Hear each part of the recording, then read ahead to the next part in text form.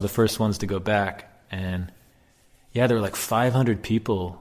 Oh my God. Trying to finish, like on staff, like trying to finish the show because they're doing multiple episodes at the same time, and then health and safety people. And did you feel safe?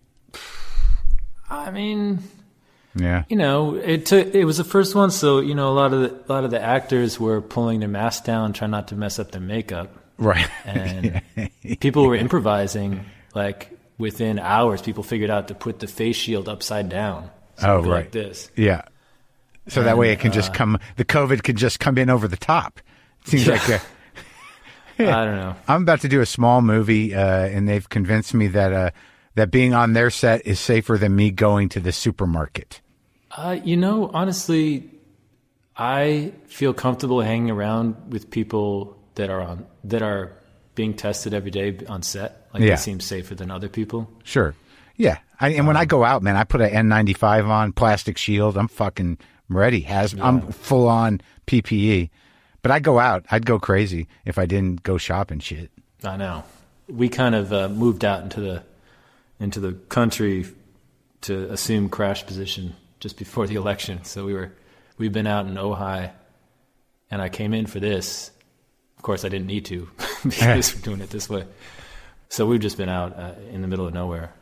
Wait, so you're not? So you mean in the middle of nowhere, not Ojai, somewhere other than Ojai? Well, just a remote part of Ojai. So where are you now?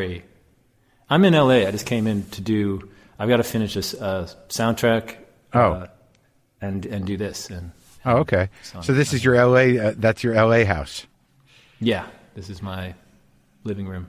That's nice. It was weird because I didn't really know your stuff before Lynn turned me on to you, and when Lynn died, I didn't know how close you guys were, and I was going through because you got one of those emails, when I sent out that first round of contacts when it happened, because I didn't know how close you guys were, but I knew that, she talked to you and that she had your email. So I just picked all these people that either I knew that were close to her or I might have been close to her. So I don't know how that made you feel to get that first email. I don't know how close you were to her, but I didn't know how close you were to her until this happened. I mean, I remember having lunch with her in Seattle. Yeah. And she was talking about working with you a lot. Right. And then I heard she was moving to LA, but I didn't really put it all together. Right. Until we hadn't been that public we weren't that public for that long. We weren't really together in the world publicly for that long. I mean, I did not spend that many hours of my life with Lynn, but she made a huge impression on me. And I just watched Sort of Truth yesterday. Sort of Trust, yeah. Sort of Trust. Yeah. And that was intense seeing her. I know. And you, and then you did the score to that, and then now we've both done Lynn Shelton scores. well, yours was, I'm sure, a lot more engaged in the process of actual scoring. Yeah, we just used a bunch of bits and pieces of my music that I put at the end of the podcast. I kind of do these little guitar interludes that of all different kinds, and she thought it fit the tone of the piece. Well, it did. But when we did Outside In, she sat next to me for every note that I played. Because she's such a fan. Well, it was, you'd think, you usually wouldn't, as in scoring a movie, want the director to be sitting next to you for every note you play, but I really enjoyed it. Yeah. I thought it was great because she would make immediate comment, say yay or nay, or like, that's good, or, Yeah. We were done in 3 days. She loves musicians, Yeah. Well, she's so happy that you did it. You did it in 3 days? Something like that. Like 3 intense days in my studio. It's a great score. It's a great little movie, that movie. It is. It's a real sweet, interesting movie. Yeah. But what is the process of scoring? I don't know if I've ever talked to anybody about it. Because I know how I approach an interview. Like talking to you, I have to make certain assumptions by listening to your music or looking at your face or thinking about the words you say. And then I kind of build a person in my head. that isn't you, but it's based on my idea of you. And then, well, I kind of chip away at that, when I meet somebody. So I imagine that scoring something, there's a similar process where you have to take in the tone and kind of assess what you think is going on and feel it, right? Yeah, but ultimately it's not your child, and that's my tricky relationship with scoring is like, I'm used to total autonomy. Right. Creatively, I'm used to waiting for things to just appear out of nowhere. And isn't that weird how that happens? Yeah. The things appearing out of nowhere? Yeah. Yeah. And they just kind of accumulate, and the ideas that keep coming back because of some sort of sensory trigger. Like every time I would get into a taxi in New York City, I would hear the same melody. It's like that terrible air freshener would trigger the same melody. Really? And I just like, well, this keeps coming back. I gotta write some lyrics for this. But with a score, you're just like, you're like much different than the costume designer or the, you know what I mean? I guess so. I guess in terms of supporting the collaborative effort, but it's a very different job than costume design. Yeah, of course. I get what you're saying in terms of the job and your place in the collaborative environment, but still, what do you do? Do you have to watch the whole movie and see how it makes you feel, or are there practical elements like suspense building? I mean, did you have to read a book on it? No. No. I wanted to do it really badly when I was in college, because I was studying music, and I played all these different. I was just so restless and going from one style to the next, and I thought I'd be good at.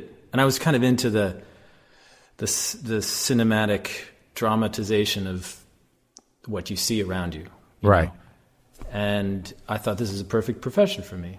And then instead, I got a conversion van and started going around the country playing dive bars, and that became more romantic than scoring movies. Was your old-timey when you were doing the old-timey music? That was in the Bowl of Fire days. I went through multiple Dodge conversion vans, and just hit the pavement for years.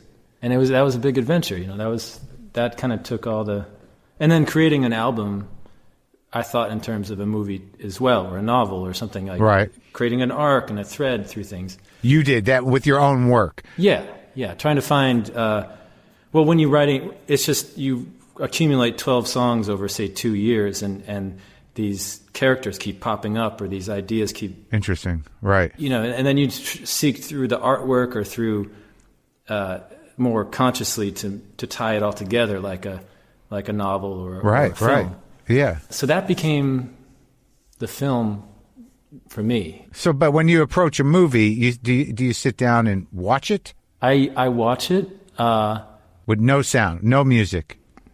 That's the tricky thing. A lot of times, the directors want to give you temp music, which is the bane of most composers' existence. Like songs or little things that somebody noodled on a piano, or. No, it's usually taken from other people's scores or other songs by artists. And then you're like, well, if I don't listen to this, I won't know what the director wants. Right. You know what I mean? Yeah. You know that if you just kind of, they get attached to these temp scores. And I'm like, to the point where you're like, why did you hire Andrew Bird to do your score if you want? Right. This is what you want. If you want Vangelis, why did you hire me? A lot of times it's someone else kind of doing my thing, and so it's this weird loop. Yeah. And it can drive you.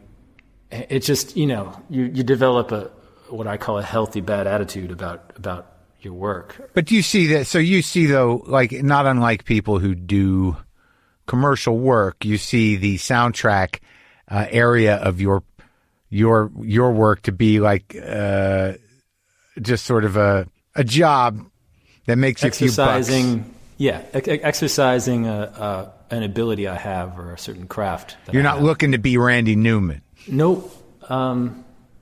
No. I mean, I'd find what he does. If someone wanted me to do the Randy Newman thing, I'd find that way more engaging than just doing an instrumental score. Like having to write a song for a movie, Yeah. that's interesting. And I like the challenge of having to write lyrics that somehow fit with the film but don't comment on it too much. Right. You know, that would challenge me a lot. But just simply doing the instrumental music is not using what I have enough. Well, what about the whistling gig? That seemed like a pretty good gig.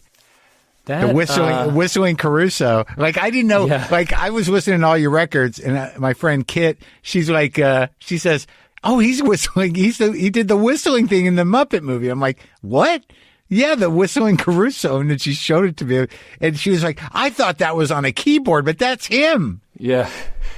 I mean, it was manipulated a little bit to be extra virtuosic, but not Right. very much. I mean, that was fun.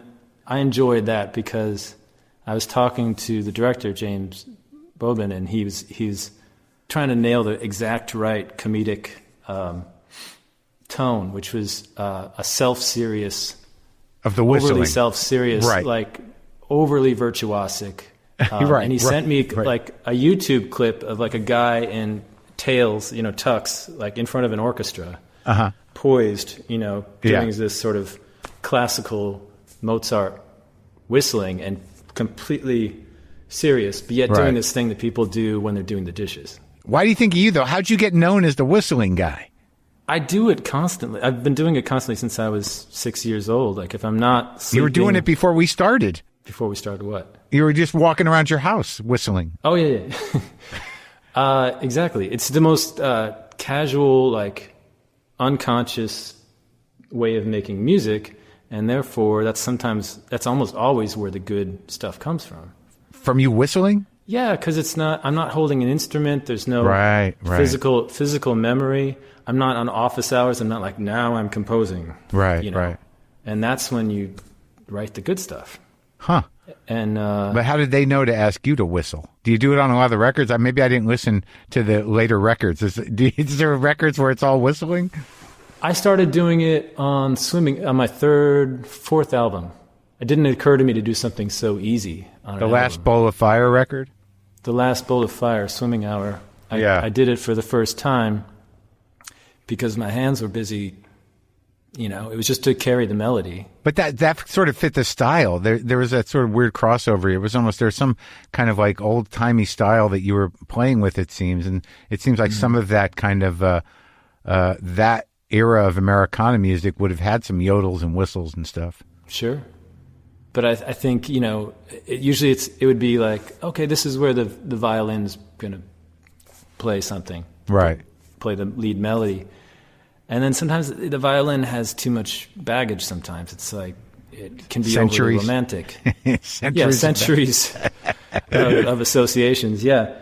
And the whistle just kind of is a placeholder, and then I'm like, well, that cuts right through. And it's uniquely human too. Like it's so is. it's so identifiably human. Most people can kind of eke out a whistle, Yeah. yeah.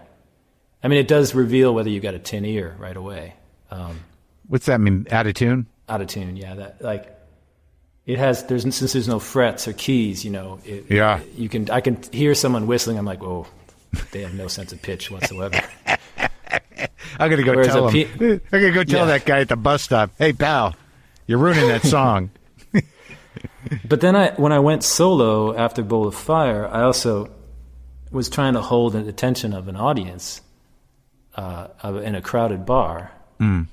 I was out there just traveling around by myself, setting up my gear, and I would always start the set by like filling my lungs and holding a note until people stopped talking. And it would grab their attention, like. Whereas just another band setting up out of a 4-band night is just not going to get people to stop talking. Right. So you just whistle until they shut up. Exactly. Do you know how to do that loud whistle with your fingers? Good. I've only got one. There's many techniques, and I've only got one, and mine's just kind of a full operatic whistle. So that was the challenge of doing the whistle in Caruso, was to make it self-important to accentuate the funny. Exactly. And I did a lot of back and forth with him, and I was happy to because I totally understood I appreciated what he was trying to do. It must have been fun. And I was like really